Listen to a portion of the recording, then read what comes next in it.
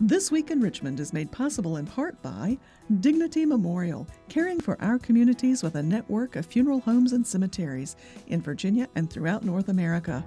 More information about Dignity Memorial's providers is online at dignitymemorial.com. The Virginia Chamber of Commerce, the voice of the Virginia business community, working in legislative, regulatory, and political arenas to promote the free enterprise system. Information at vachamber.com. Virginia hospitals and health systems provide jobs. They support our economy and promote public health. Local hospitals are always open to help people with unexpected health needs. Having a stable healthcare network is vital. Virginia hospitals are our lifeline. I just received a letter from a student who thanked me for instilling the love of math in him. That's why I teach. Brought to you by the Virginia Education Association, because a good education is good for everybody. Additional support is provided by these sponsors.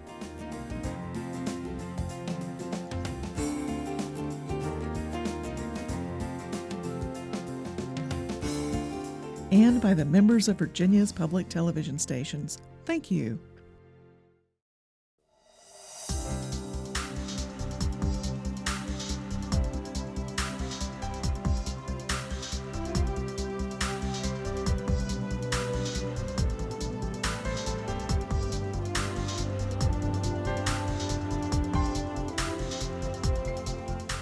Welcome to This Week in Richmond, and a very special welcome to Dr. Bob Holsworth. Bob, we very much appreciate your being on. Our viewers may know you from your time at VCU and establishing the School for Public Policy, the L. Douglas Wilder School, or your time as dean or interim dean. They may, if they've kept up with you, they know now that you're a founding person at DecideSmart. And that's all one word, DecideSmart, so they can find and catch up with you. Others of us have had the opportunity in the months since the weeks actually since the election to hear you explain what happened that we would understand, and delighted that you'll be on telling our viewers, helping them understand what happened when the polls were looking one way, what happened in the presidential election nationwide and also here in Virginia. So thank you. Great to be with you, David. Yes. Always easier to talk after the election, I think, these days than try to forecast what's going to happen be ahead of time. Right. So what really stands out now as you've had opportunity, whether you were talking to Sorensen or the Chamber or different groups, what stands out as some of the biggest maybe surprises? Well, clearly, I just think the election of Donald Trump was a big surprise to a lot of people, particularly because the national polls all seemed to show that he was behind. And ironically, he was behind in the national polls. Right. He's going to wind up losing by close to 3 million votes, that Hillary Clinton's probably 2 percentage points ahead. But that's not how we elect people in the United States. We elect them through the Electoral College.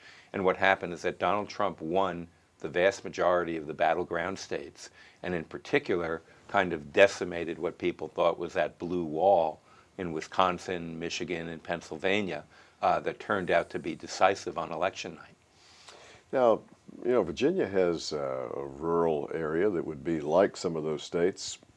Why didn't Virginia go Trump as you compare us to other states? You know, that was one of the most fascinating parts of the election to me, was that Virginia was the one southern state that certainly Hillary Clinton carried.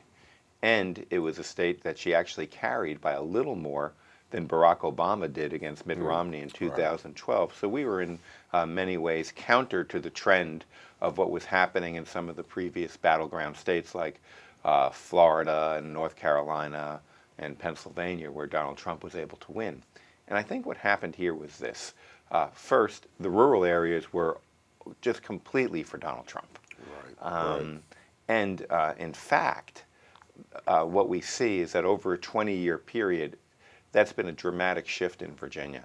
20 years ago, 25 years ago, the rural areas were kind of mixed. They were Republican-leaning in some places, Democratic-leaning in other places.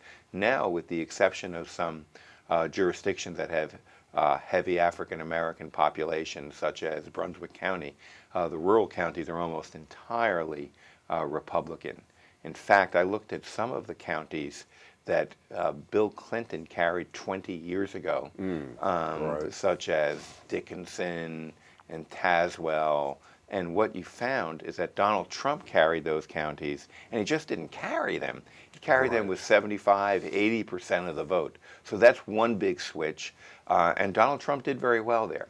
But what Hillary Clinton did well, and where Donald Trump did very poorly, were in some of these major metropolitan areas, and in particular in Northern Virginia. If you just add up Alexandria, Arlington, Fairfax, where he lost by about 180,000 votes, Wow. Loudoun, Prince William, there's probably about a 350, 360,000 vote margin for Hillary Clinton. So no matter how well you do in the rural areas, if you're a Republican, you can't give away 350,000 votes in Northern Virginia and think you're going to win. And that's what happened. You know, I often joke too, is that, you know, part of the rhetoric of Donald Trump was to say that he was going to drain the swamp. Yes. That's yes. not going to be very popular, or the population in Northern Virginia is not going to be very receptive to that, given the connection between the federal government and the Northern Virginia economy. Now, thinking about Northern Virginia, something that was a surprise to some, probably not to you, was that Barbara Comstock was reelected in an area in which, if I have it right, that Clinton carried. Oh, yeah.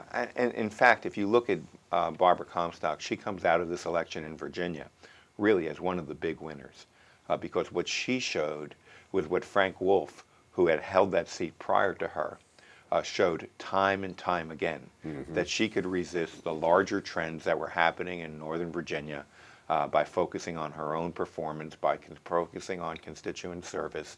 And Barbara Comstock wins, and actually won fairly handily, Yes. in a tough re-election battle.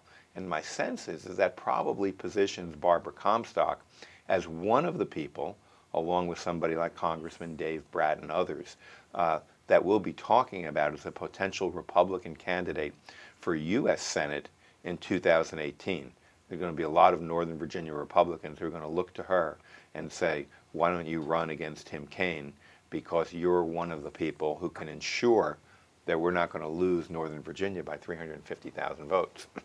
You know, in the rumor mills here around Capitol Square, when the thought was that the Clinton-Kaine ticket would win, and Barbara Comstock was certainly one that was getting lots of play as being ready to run for an open seat right away if it happened in 17. Right. I think that she could have got that seat and then turned around and run for Senate. But I think we really have three people who already have said they're looking at this very seriously, or considering it in some ways. Certainly, I think we have to look at Barbara Comstock. Certainly, Delegate Jimmy Massey from the Henrico area was out and around Virginia testing the waters. He's popular among a lot of Republicans, so he was out there thinking about a run. And my guess is that Delegate Massey is going to be thinking about that going into 2018. And I'd have to be surprised if Dave Brat's not thinking about that as well. You know, he sort of came out early for Donald Trump. I think he believes that the constituency that elected him in 2014 is not too different from the constituency that elected Donald Trump, and I think he'll probably be considering a Senate race as well. So we're going to have a very interesting 2018, 2 years from now, as Tim Kaine defends his seat, because there's going to be more than a couple Republicans who are really going to enter that race thinking that in an off year they might have a pretty good chance of running competitively against Senator Kaine. Well, and in Virginia, where our viewers know, we have elections every year, if not more often than that, in special elections. As I was hearing you mentioning the three potential ones right now, Jimmy Massey would be the only one who wouldn't have to give up his seat in the House of Delegates. Right, and that's and you know, and that's the issue that would face both I think Comstock and Brat. They would have to decide whether they wanted to make that move. But you know, it's an attractive move to make, because it's always a lot easier being 1 out of 100 than 1 out of 435. And run every 6 years. Right. Right. Yes, and you and I can remember, and some of our viewers that might be my age would also remember that it wasn't too long ago in the Commonwealth that you could run for two offices at the same time. can't do it now. Right. That was changed. Right. So we'll have to see what happens going forward. But certainly, Republicans, I think they understand that if they're going to win in Virginia right now, they have to reduce the margin in Northern Virginia. In an off-year election, the Democrats are not going to run up, even on a good year, a 350,000 vote majority. But if Republicans can't get that margin in those 5 localities that I mentioned to somewhere around 100,000 votes, they have a real tough time winning. And that's why Ed Gillespie thinks that he has a good chance of competing for the Republican nomination and perhaps running for governor in 2017, as well as Corey Stewart, because both of those individuals are saying we're the kind of person who can win in Northern Virginia, or at least reduce that margin in Northern Virginia. So talk a bit more about the 2017 elections, our next big ones here in the Commonwealth, and maybe amplify a bit more how that could be close, even with the big Democratic majority this time. Well, I expect that race to be very, very competitive, and I think the Republicans certainly have a pretty good chance at that seat. Now, they haven't done too well in these top-of-the-line elections statewide recently. If you think about the last 10 years for governor, senator, president, the Democrats have won 9 out of those 10 elections, with the exception of Bob McDonnell winning in 2009. Right. But I think this year there are some decent signs for Republicans. One of them might be in 2014 in an off-year election, Ed Gillespie came very close to Mark Warner. In the 2013 gubernatorial race, despite being outspent 7-1, Ken Cuccinelli lost by 2 points to Terry McAuliffe. Well, I don't think the Republicans are going to be outspent this year. So I think they're looking at this as a possibility. The Democrats have their candidate. It's Ralph Northam, the lieutenant governor. There's kind of an anointment process rather than a contest going on right now. Republicans have a 3-way contest since Congressman Whitman dropped out last week. They have Frank Wagner, popular senator from Virginia Beach, and then they have 2 Northern Virginians. Corey Stewart, chair of the board of Prince William County, somebody who was known for some very strict local anti-immigration laws that he passed a number of years ago. He likes to say he was Donald Trump before Donald Trump. Right. And then Ed Gillespie, who has done a remarkable job, I think, over time in 2014, putting together and sort of uniting a fairly fractured Republican Party and almost beating Mark Warner. So according to sort of the conventional wisdom, Gillespie enters this as a favorite, but I think all of us who have watched primaries before are a little reluctant about anointing anybody as a likely winner, given how many upsets we've seen over the years. As you've looked at it over the years, is there advantage, disadvantage to being anointed and you have no primary that gets your name out there, or being in a primary that could become contentious? I mean, is it...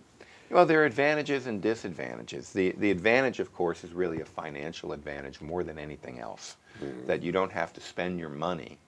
You don't have to raise money in a primary, then only to raise it again in a general election. So that's the big advantage that Ralph Northam would have. He doesn't have to spend a couple $1 million in a primary campaign.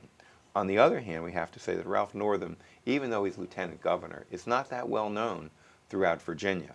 And so the advantage of a primary campaign is that if you run and win, people are more likely to know who you are. You may start off with a name recognition advantage if you've won the primary and you're a little seasoned for the test. So overall, advantages and disadvantages. A lot of people think you're much better off if you don't have a primary. Remember in 2009, Bill Bowling deferred to Bob McDonnell. He didn't have a primary and he won. And so that's usually seen as the model example of that. But at the same time, I don't think it's bad necessarily to have a contest, emerge victorious, and have people know who you are and have pretty good confidence in your own capabilities that you would get from winning a primary. At this vantage point right now, it looks like Republicans would have contests for governor, lieutenant governor, and attorney general, and the possibility that Democrats would have not any primary at all unless it drops down to one for the lieutenant governor. Right. It looks like, we've had an arrangement again. Yes. And that arrangement was between Ralph Northam and Mark Herring. Mark Herring says he wants to run again for Attorney General. Ralph Northam's running for governor.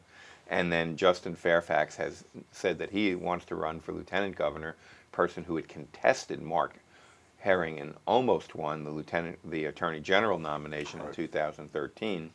And we're going to have to see whether any Democrat gets into that lieutenant governor's race. There's certainly talk of a number of them getting in against Justin Fairfax, but we'll have to see if that happens.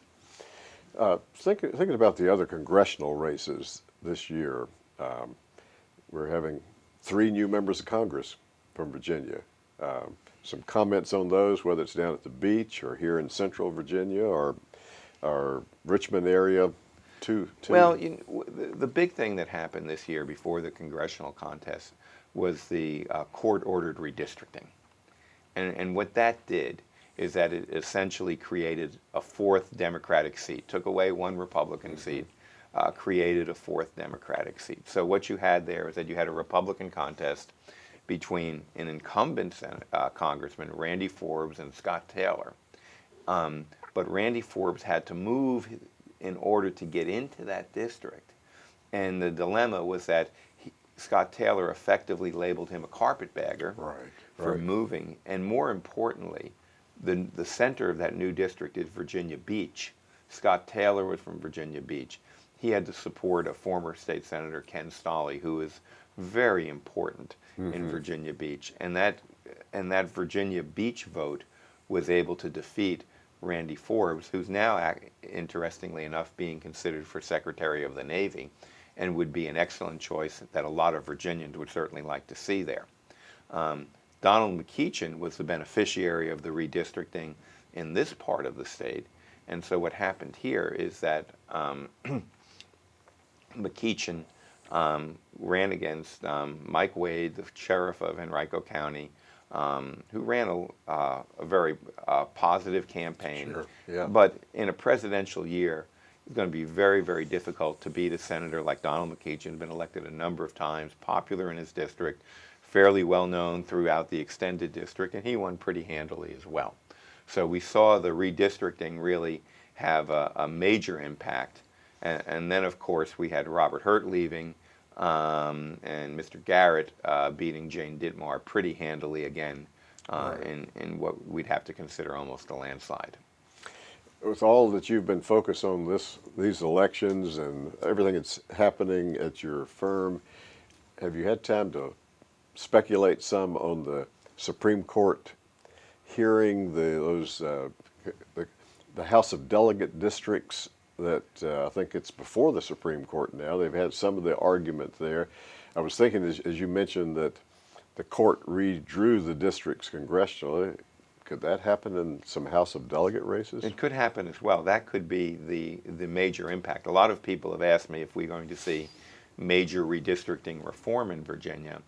And what I've told them is, despite the fact that I think it'd probably be a good thing to redistrict in a little different way than we do right now, it's going to be a tough battle to get that done politically, because what it would mean is that Republicans in our House of Delegates, at least 4 or 5 of them, might be signing a note for their political death warrant on that front, and they're going to be reluctant to do it, particularly when they have this almost 2-to-1 majority in the House of Delegates. And I've said that the place, if it's going to come, is that it's going to come through the courts.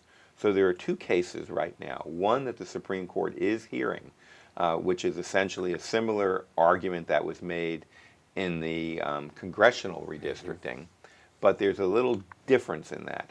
And the difference is that the appeals court here, that the lower court in Virginia, sided with the Republicans. Yes. Right now. So in order to get that overturned, you're going to have a 5-3 decision, not a 4-4 decision, because there are only 8 members of the Supreme Court right now. So that bar is actually going to be a little higher. But if they did overturn the redistricting, that would be a fairly dramatic change, because I think while you might not see a redistricting that would impact the entire state, there would be some benefit to the Democrats in that. court-ordered redistricting. The second case that's just beginning to wind its way into the court system is the case about whether our districts are sufficiently compact. That I think Wyatt Durrett, former Attorney General, candidate for governor in Virginia and Attorney General, that Wyatt Durrett is the chief attorney on that, and they have made a very interesting argument that the principle of compactness has been violated by how we have redrawn the lines, and we're going to have to see how that case goes through the court too. And then finally, there's one coming out of Wisconsin, where a Wisconsin court did say that a redistricting was overly partisan, something that has never happened before in the courts. That'll get up to the Supreme Court, and if the Supreme Court agrees with that lower court ruling, that would probably have the most dramatic impact of all on any of the redistricting that takes place in the states. The next governor of the Commonwealth will be the one who signs off on redistricting in Virginia, and that no doubt makes the stakes in some ways even higher than for both Democrats and Republicans. It absolutely would in 2017, and that has been, interestingly enough, those gubernatorial elections at the right time have been very beneficial to Republicans. Yes. In 1997, Jim Gilmore was elected just in time for the 2000 redistricting, and then in 2009, Bob McDonnell was elected just in time for the 2010-2011 redistricting. So Republicans haven't won too many gubernatorial races lately in Virginia, but they seem to win the right ones. There was something that, and I didn't dig into it to see what we were saying, that former Governor McDonnell was quoted as saying that he was coming around to some idea of nonpartisan redistricting commission. And of course he's not a candidate, but I have wondered whether Republicans and Democrats would take a stand on that, because I think by all indications the public would like to see something done a bit more nonpartisan. The public would like it, the business community would like it, and in fact, you might remember Governor McDonnell appointed an advisory bipartisan commission on redistricting, had 5 Democrats, 5 Republicans. I, in fact, was the independent chair of that commission. We worked very, very hard for a number of months. We produced a set of what we called model maps that showed you could draw them in a much more compact way without dividing districts, as many districts, in the way they did, that, sort of, in some ways, chunked up localities in ways that people found very difficult to understand. We showed that it could be done. We gave that report to the General Assembly, but the fact was that report and the commission was sort of in place relatively late, and by the time the General Assembly got the report, they decided they had a better way of looking at redistricting. They said they were very gracious. They said thank you, and they paid no attention. Yes. Well, maybe it's time for another one of those commissions and have you chair it because I think it is, while it's not the hottest issue out there, it is one of a very popular issue. Right, and I think, from my perspective, the big issue there is that you want to have citizens have the capacity to understand their political system. So if you're in a town, a relatively small town, that basically has 2 or 3 different delegates,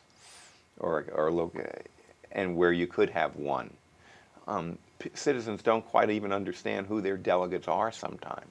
They have a much better understanding of their local government sometimes than they do of the state government. Sure.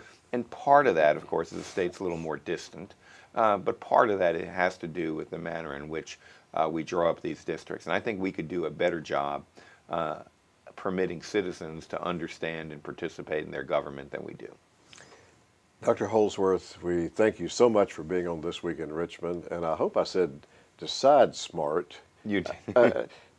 With fighting a cold, I thought maybe I said Drive Smart, but it's DecideSmart is the name of the firm, and folks can see the research that you all are doing, and we certainly hope that that you might be appointed again to get a commission going that before the time that redistricting occurs again in the Commonwealth. Well, there are plenty of people who are qualified to do that, and but it was actually fun doing it Yes. and really seeing that it could be done. Thanks so much for having me. Thank you.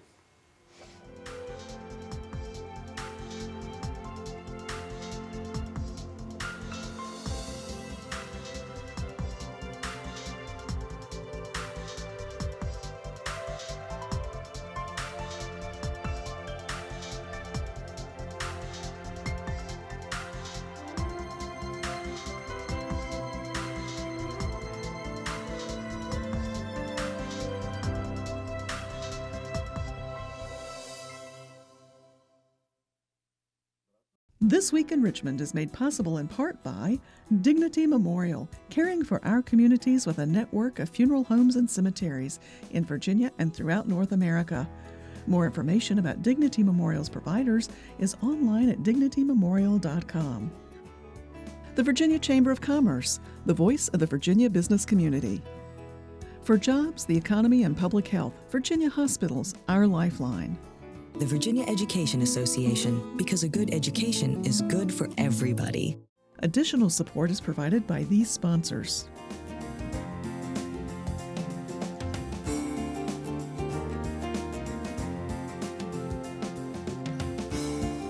And by the members of Virginia's public television stations. Thank you.